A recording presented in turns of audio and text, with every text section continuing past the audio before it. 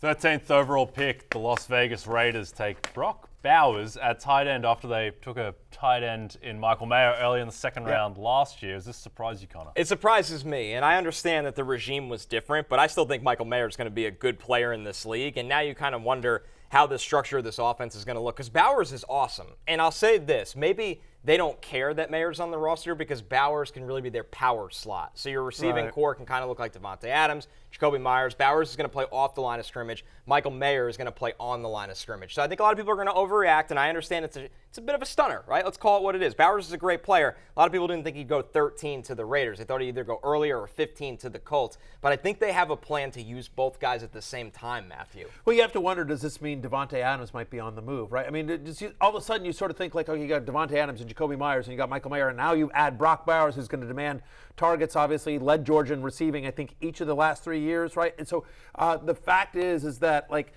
for a team that wants to run the ball and doesn't really have a quarterback, it's an interesting pick, but maybe it was just literally best player available. It has to be. And he was the best player available. Michael Mayer and Michael Penix, both dynasty stock today.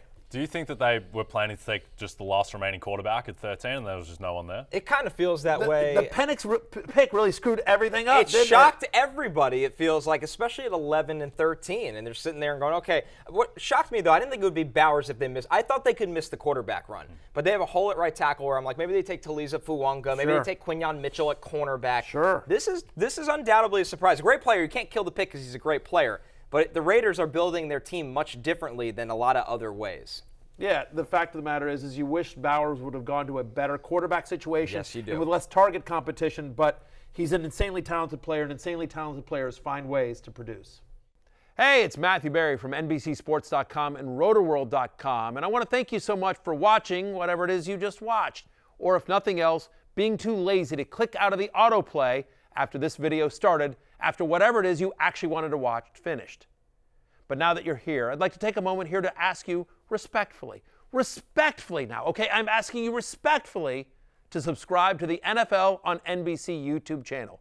You'll get the latest Roto-World fantasy news headlines, all sorts of great shows, including my own Fantasy Football Happy Hour. So go subscribe now. Again, I'm asking respectfully.